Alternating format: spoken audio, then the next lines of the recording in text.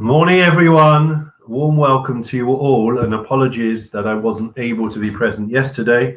Today's learning is dedicated in memory of Shimon Zev ben Naftali G, Sarah Bas Yaakov Cannon, Avram ben Michal Cable, Shmuel ben Aaron Kramer, as well as the following: Ami Bas Aryeh, we've got Paul Casimir, Yirmiyahu ben Moshe Eliezer, Shlomo ben Moshe Eliezer, Ben Zion ben Yitzchak, Arab ben Shimon, Bas Five, Avram Mordechai ben Moshe Kanda, Menashe ben Tzvi Zalman, Rali Bas Avram Pinchas, which are all of the respective families.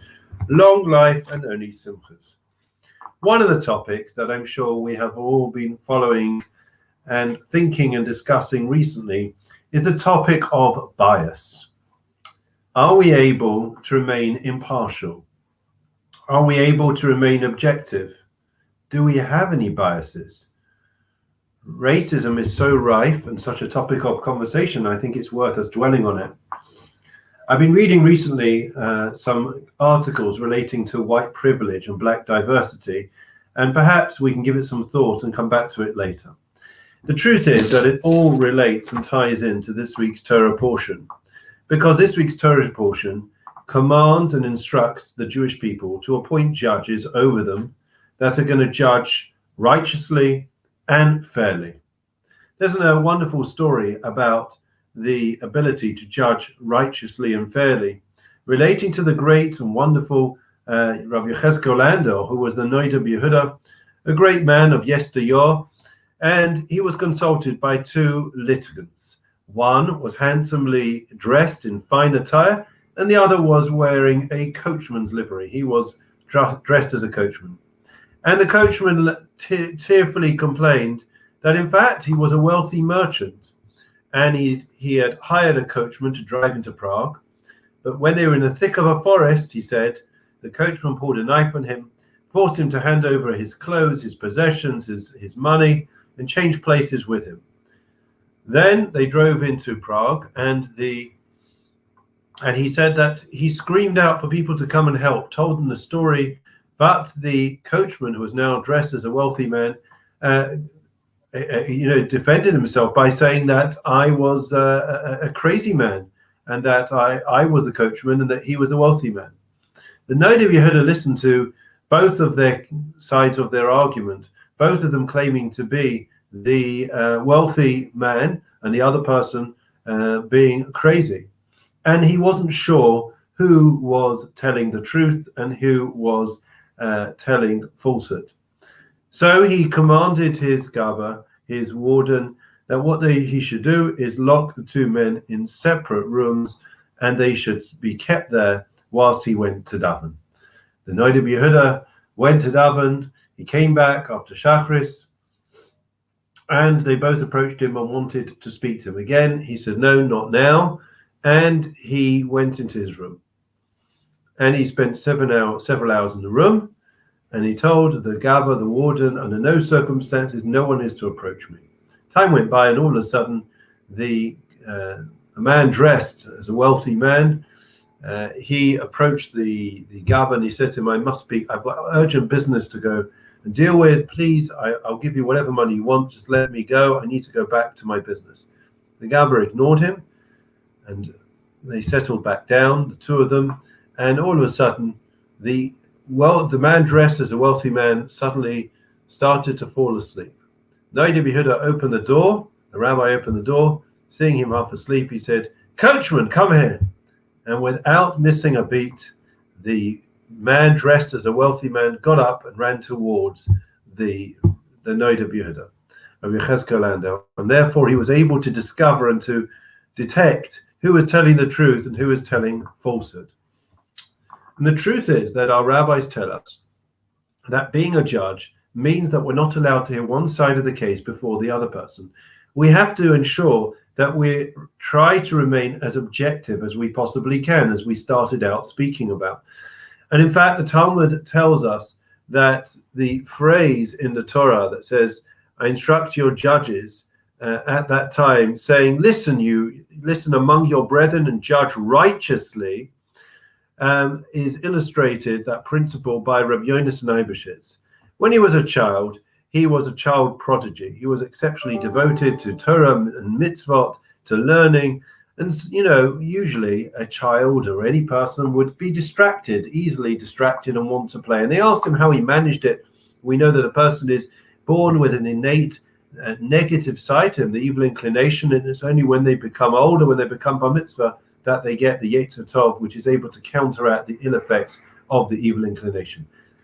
And he answered that I told the evil inclination that it's not fair, according to Jewish law, to listen to one side of the argument without hearing the other, with the absence of the opposing side. And therefore I could not pay any heed until the Yetzer Tov, until the good inclination was present.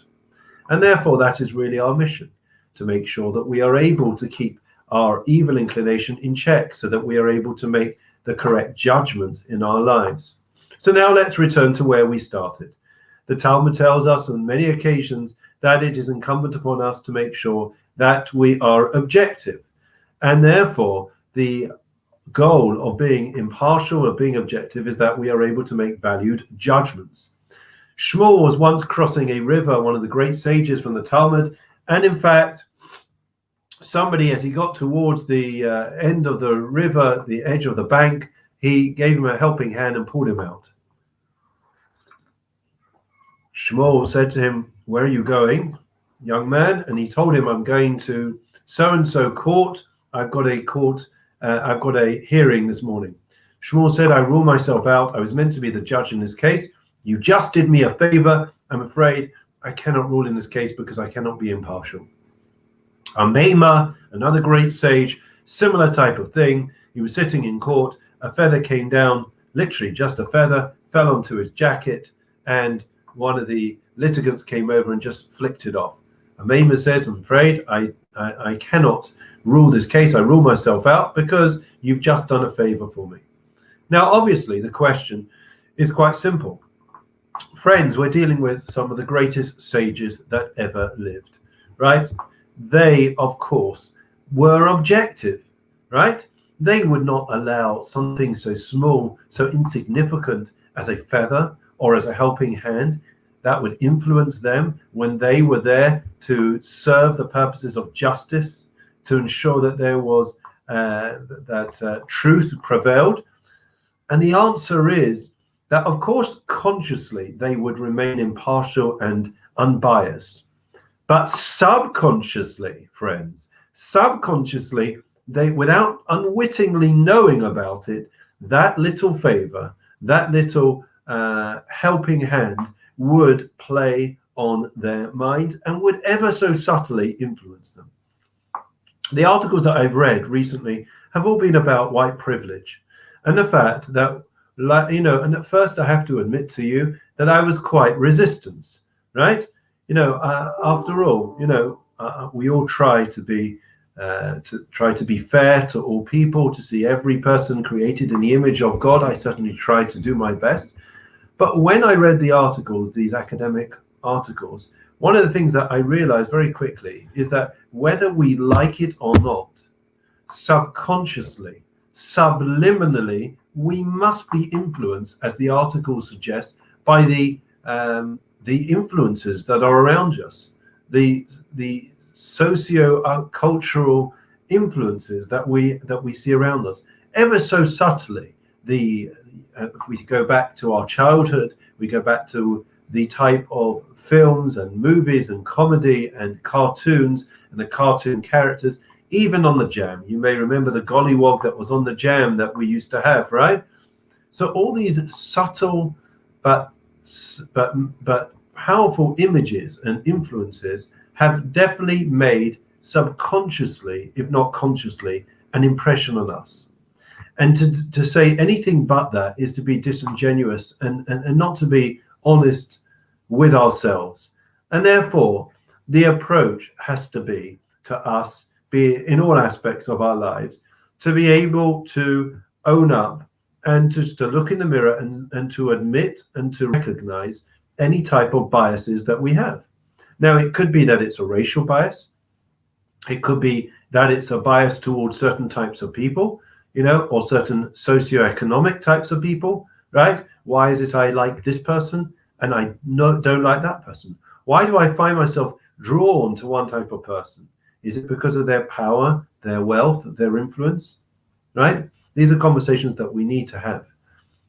And if we don't like somebody, right, then we have to ask ourselves, what is it that that person has really done that has made it so difficult for us to find some redeeming feature, to find some positivity in that person that enables and allows us to find a point of connection? We find ourselves, friends, on the brink of Tisha B'Av, the 9th of Av, a day that embodies so many tragedies and the destruction of the two temples and so many other catastrophes and persecution and oppression that have affected our nation over the course of the millennium. And therefore, we have to recognize that if we are still in the same situation, which we are, the temple's destroyed, there's still conflict, unrest in the Middle East, right? There's still anti-Semitism, racial discrimination, despite, Black Lives Matter, taking the knee. It doesn't matter. Straight after the England game, we noticed on social media, the three wonderful black players were abused, racially abused. So we have to say to ourselves, recognize that things are not the way they should be in the world. We're not, or the world is not looking at things in a balanced way. They're not able to recognize the biases, the bigotry that we all have, and therefore to deal and address it, to be attentive to it. I don't think it's possible for us to ever fully, completely eliminate the biases that we have. It's almost an impossibility. If you have two colors, right, blue and red, one of them you're going to like slightly more than the other, right? Any food that I put in front of you, if you put two foods, one you will prefer more than the other. But the point is to be aware of it, to be honest with oneself. And our job and our mission in the coming days and weeks and months is that if we don't have a rebuilt temple, if we don't have an end of the exile, if we're still suffering and languishing in exile, we have to have a long, hard look in the mirror. We have to say to ourselves, friends, what is wrong with society? Where is it that we need to improve in terms of our interpersonal relationships? Please God, we'll be able to make those amends. We'll be able to improve, be able to have wonderful, close relationships, be able to help people, to reach out to people. And if anyone wants to help with our welfare program, we'd love to hear from you. And please God, in that way, we will bring the ultimate redemption, the Geula Shlema, and peace in our time. We continue now with Psalm 23. The Lord is my shepherd, I shall not want. He causes me to lie down in green pastures. He leads me beside still waters. He restores my soul. He leads me in the paths of righteousness for his name's sake. Even as I walk in the valley of the shadow of death, I will fear no evil, for you are with me. Your rod and your staff, they comfort me. You set a table before me in the presence of my adversaries. You anointed my head with oil. My cup overflows. May only goodness and kindness pursue me all the days of my life, and I will dwell in the house of the Lord for the length of days. Memorial prayer. Adonai Lamim Zachoes Nishmois. Ami Bazari Pokazme. Shmo ben Shlomo. Shlomo ben Moshe. Yirmiyahu ben Moshe Eliezer. Shlomo ben Moshe Eliezer.